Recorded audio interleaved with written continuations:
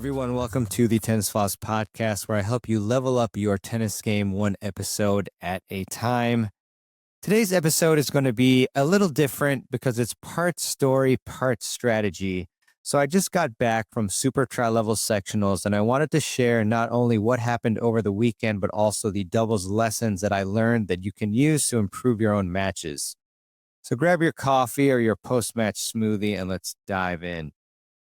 So the road to sectionals, first off, this past weekend, both my girlfriend Kate and I made it to Super Tri-Level Sectionals because our men's and women's teams, respectively, each earned a spot. We both had 2 matches to determine who would go to Nationals, which will be held in San Diego at the Barnes Tennis Center and the Balboa Tennis Club. And I've been to Nationals before, both as a player and to watch Kate compete. It's always been an awesome and exciting experience. Back when it was at Indian Wells, I went twice for my tri-level team, and we even got tickets to watch the pro tournament. I remember watching Federer versus Nadal right after playing a tri-level nationals match, which was really cool. What a setup. And my last year there, we got to 4th place, which was pretty respectable. So needless to say, there was a lot of hope and excitement heading into sectionals, but both Kate and I barely made it into sectionals, actually. So my men's team, actually, we just won the league by a hair. We were actually up by several matches. I think we were 5-2 or so. That could be off by 1 match or so, where we needed 6 to clinch. But then things tightened up because the other team was full of really great players, as well as our team. All of a sudden, we found ourselves tied 5 each, 5 all. But fortunately, we pulled out a 2-1 victory in the final match to clinch the league. I had won 4 out of my 5 matches in that league against good 5-0 players. So I felt pretty, happy and with my contributions there. Kate's team, on the other hand, they barely missed out on winning their league, and it came down to her deciding court, which is pretty crazy. And the crazy thing is, she and her partner didn't really lose. They lost the first set 6-3, but then they won the second set 6-4. And then time ran out because in Northern Virginia, which is the league that Kate was playing in, you only get an hour and a half to play your match. And so they didn't even have time to do a sudden death point or play any points in the third set tiebreaker. So because the other team had won their first set 6-3, while Kate and Amelia won the second set 6-4, the other team had lost 1 fewer game overall, which gave them the match win. But as fate would have it, the team that won the league couldn't make sectionals due to availability, which these matches often can come down to and leagues come down to. So Kate's team got to go instead, and they're obviously super deserving, very strong in team, and they had lost some individual courts by match tiebreaks, which had caused the match to even have to go to that final, for the league to go to the final match. But so they definitely deserved it. So it was great that we both got to go and play. And so for my team, we played 2 matches against Northern Virginia team because there was only one other team in the draw, which was Northern Virginia. So our team came into sectionals feeling good. We had done well in our league and we've been practicing a lot. Especially, with respect, Austin and I, we had been practicing. We also did, I have to admit, catch a bit of a break because the opposing team was missing some of their top 5-0 players due to health issues or other commitments, including Matt, John, and Houston. Really great players. Enjoy playing with them and against them. They always push me to play my best. And so what that meant is that the other team actually had to bring in Chris, who's a strong 4-5 player, to play up at the 5-0 level alongside Landon, who is a solid player, very good doubles player. So my partner Austin and I played Landon and Chris in our first match against Northern Virginia. And like I mentioned, Austin and I had practiced together a few times leading up to sectionals. And I have to say, Austin is the perfect doubles partner for me, especially being a strong baseliner. It's just great to have someone who I can set up, and they're just so good at anticipating when to move. Austin has great net instincts and volleys and hands. He's got great poaching timing, a dependable serve, and sharp returns. He's very, very consistent returns. He rarely misses returns. And, the doubles is all about serving and returning, and of course, net play. So he's got all of those. So it's just a great, great partner. Classic doubles player, which lets me swing freely and focus on setting him up because, as the baseliner, you want to set up your net partner. So we started out strong. And while we didn't necessarily play out of this world spectacular tennis, we played smart, high percentage doubles. We were also clutch on big points, and that's what wins at this level. And, of course, it was tough for Landon and Chris having to play up. And then I assume that they probably haven't played together before. Chris was adjusting to the faster tempo of 5-0 play. We were chatting later on. Chris is a very nice guy, and he later told me that he had been playing mostly 7-5 and 8-5 mixed doubles. So obviously, to go from that to 5-0 men's doubles, the jump in pace was definitely another level in what he had been used to lately. So it looked like whenever we had hit deep, heavy ground strokes, and, we both had good pace in our ground strokes, especially me on my forehand side, I could tell that the timing threw Chris off especially. That brings me to first lesson I want to mention here. So depth beats pace. Even if you don't hit hard, hitting deep and heavy forces rush timing from your opponent and sets up your partner at net, because those balls, when they're hit deep and heavy, they're just simply the other team cannot attack, and often that'll produce errors or weak replies where your net player can clean it up. So my job was to stay solid from the baseline when I was there and set up Austin at the net, kind of like setting up your hitter in volleyball. I'd rally cross court, use heavy spin, and wait for shorter balls that Austin could poach on. And he did a fantastic job finishing points and moving instinctively. And obviously the same when I was at the net too, trying my best to look for opportunities. And that's lesson number 2, is to play your role. So if you're the baseliner, you set up the point. If you're the net player, look to attack and help finish the point. Know your roles and play them to the best of your ability. So don't try to play both roles in one position at the same time. So back to recounting the match. Midway through the match, I would say Landon realized that he wasn't really getting anywhere attacking Austin from the baseline. So he started targeting me at the net. And fortunately, I've been working on my volleys a lot, in particular with my coach Hyan, who made 2 key changes to my volley grip, which made a huge difference. Number 1 is he had me choke up on the grip like Nadal does. You probably noticed if you watched him closely. He puts his grip farther up on that handle. And then change number 2 is Hyan had me shift my hand more towards a true continental grip by rotating where my palm and knuckle are placed slightly to the left. I'm right-handed. So these 2 changes made my volley stronger and more stable under pressure, much more stable, and it really paid off. Most of the time when Landon whacked forehands or backhands at me, I was able to get those volleys back and even deep. And I started anticipating patterns as well, like when the first ball was hit down the line to me, then the next ball usually went cross court. So I would anticipate that and try to cut that off.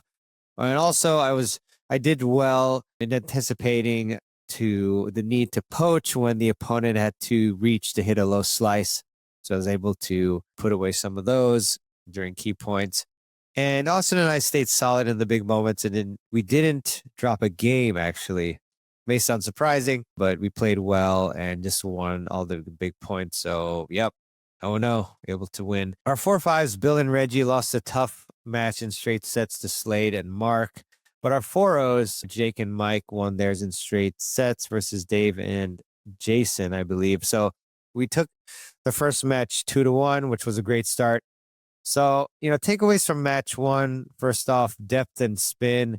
produce weak replies and errors against most opponents. Number 2, set up your partner instead of going for finishing shots. Number 3, especially at the baseline, of course. Number 3, anticipate instead of guessing at the net. And you can anticipate based on opponent posture, body positioning, whether they're moving backwards or forwards, whether the ball is in their strike zone or not, things like that. If the ball is, they're striking a ball in going into their body. Number 4, small grip tweaks can massively improve your control at the net or in any of your strokes. And number 5, chemistry and communication are great weapons as well. Really underrated. So in our second match, we knew that we needed to win at least one court convincingly. And Tony, the Northern Virginia team captain, also made a smart move. He actually swapped his 4-5s around. As I mentioned, they only had one 5-0 player, which was a huge advantage for our team. So they had to try to work with what they had. So Tony put Mark, who had won at the 4-5 court in the previous match. He moved him up to play with Landon at the 5-0 line, and then Chris, who played the 5-0 court in the first match, teamed up with Slade at the 4-5 court. And it was a good adjustment. They had to do something, obviously. If they kept the same lineup, it looked like they would have, probably dropped the same 2 courts since they lost both convincingly. And it definitely made things tougher for us. So first off, Landon definitely played much sharper this time. He's also a very nice guy, and we were talking, and he had mentioned, after the first match that he hadn't been playing much, not much match play as well. So I think the first match, helped him obviously adapt, and he played much better. And then also Mark, who was actually my doubles partner at 4-5 sectionals when I got bumped down last year, and then I got bumped back up this year. He played fantastic tennis. He was confident, relaxed, and swinging freely. I don't know if this was necessarily the case, but in general, when you play a level up and you have no pressure, sometimes that's when your best tennis comes out. Obviously, the previous 5-0 court didn't, do so well from their perspective. And then now, Mark went in and, as a 4-5, not expected per se to, win a court against 2 5-0s, even though, I was 4-5 last year anyway. So, but regardless, not as much pressure. So the first set was actually tight most of the way. We were always within a game or two of each other. And at 5-4, we were up. Austin was serving, and we even had a set point, but Mark came up with a brilliant cross-court backhand winner.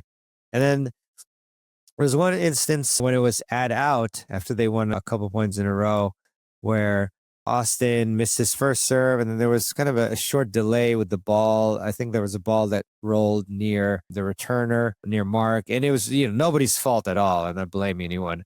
So then after that slight delay, then Austin missed his second serve, and so then we tied 5-all, and then the other team also held.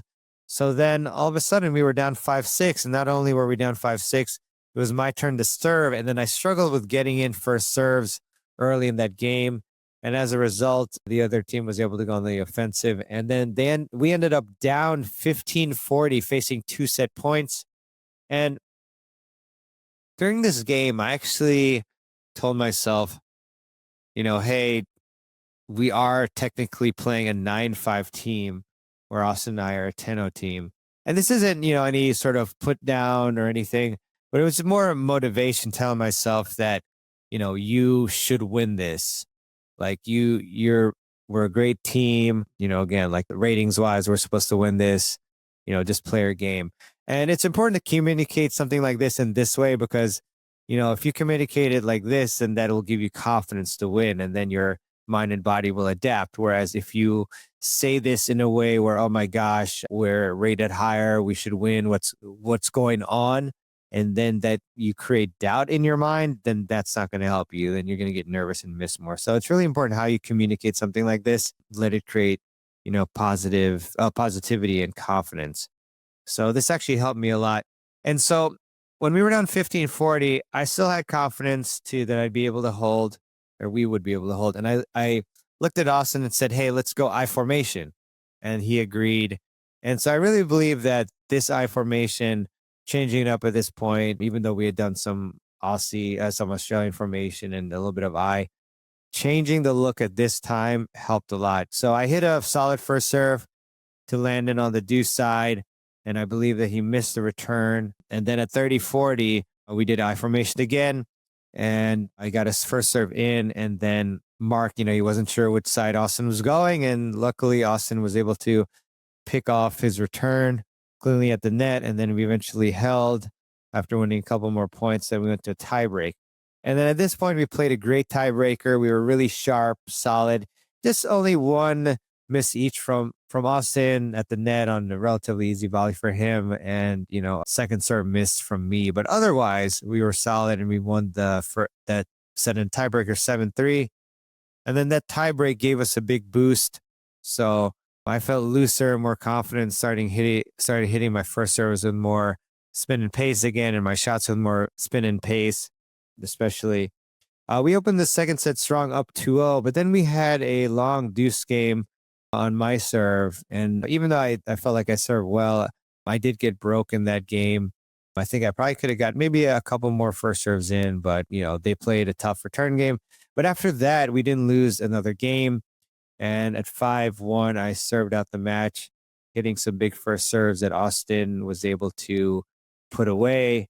And so our final score was 7-6, 6-1. And that win sent us to nationals because Austin and I, had won both our matches in straight sets and our 4-5s. So we won 2 matches. Our 4-0s had won a match. And at this point when our match stopped. And then because our 4-5s had won a set, we knew that we'd clinched our spot for nationals as soon as we won our court because, we just knew due to, even if they ended up winning the 4-5 court and the 4-0 court and we were tied 3-all in individual courts, because we had won an extra set up until that point, we would be advancing regardless. But the final results were that our 4-5s did lose a tough match. They, like I said, they won the first set, but dropped the next 2. And then our 4-0s ended up actually winning. So they lost the first set, but then they came back and won in 3 sets. And I have to give big kudos to them as well, because it was their third match of the day since they were also playing in their high try team, which is the 3-5 to 4-5 division, while we were in super try, which is 4-0 to 5. By the way, who came up with these names? Low try, high try, super try. What's next? Mega ultra try? But yeah, it used to be where you would name the 3-5 to 4-5 try level, and then the rest were different. I mean, that would make the most sense to me. Try level, and then 3-0 to 4-0 is low try, and then 4-0 to 5-0 is high try or super try. But whatever works for the people. So Kate's team did well also. So Kate and Amelia faced 2 really tough young players. One who had just graduated college and played number 1 for CNU, which is a very good Division III program. And the other opponent was in her early 20s. I think she's in her early 20s, and we have seen her play for the Richmond team. That's who they faced. Seen her play a lot, and she's a very good player. So Kate and Amelia fought hard, but lost their first match in 3 sets, winning the first before dropping the next 2. Obviously a third set is a third set tiebreaker. And then their second match is also really tough. They played the same opponents and lost in straight sets. I think they had a bit of a energy dip after that long first one. But, Kate and Amelia had won all 3 of their matches at 5-0 Women's Nationals the previous weekend when we went to, where did we go? Oh, to Scottsdale. A lot of travels lately. And I can say this honestly, I don't even remember ever seeing them lose a match or even hearing of them lose a match. I don't remember that. So they are obviously a great team. And this was really a rare occasion and something that I think will light a fire in them to come back stronger for nationals in San Diego. Thankfully, their 4-0 and 4-5 lines won all their matches. So their team also finished 4 wins, 2 losses on individual courts and went 2-0 against their opponents from Richmond. So both Kate and my team are headed to nationals in San Diego in March. I'm really excited because in the previous 2 years, I just went to watch Kate play Super Tri-Level Nationals in San Diego, and she came to watch me play in 5-1 Nationals last year in Scottsdale. Yeah. This time we'll both be competing in San Diego together, which is awesome. Hopefully the schedules will be convenient, but fingers crossed that both our teams can confirm that we can field full lineups for nationals. I think we'll be okay, but you never know. So really looking forward to a fun and exciting experience. So some big takeaways for your doubles game. As I reflect on the weekend, a few lessons stood out, things you can apply to your own tournaments and matches, USA leagues. Number one is prepare with your partner. Get in multiple practices together and discuss who plays which side, what your strengths are, and how you'll handle different situations. Austin and I practice several times together against other doubles partnerships, and we also had a nice practice. And I think it was Thursday, a couple of days before for sectionals, where me and him just did doubles drills and simulated patterns that we would be facing, and that helped a lot. Also, Austin and I realized that I'd be more effective on the ad side, considering both of our strengths, even though I usually play deuce in doubles, the deuce side. So number two is communicate constantly. So even over dinner before sectionals, Austin and I talk strategy, what to do when we're up or down in a game. For example, we decided that when we're down, we're open to slowing things down, grouping together and chatting about what we're going to do. However, when we're up, especially for Austin, it would work better to speed things up and keep the pressure on and play faster. Different for everyone. But that kind of understanding between partners makes a huge difference during a match.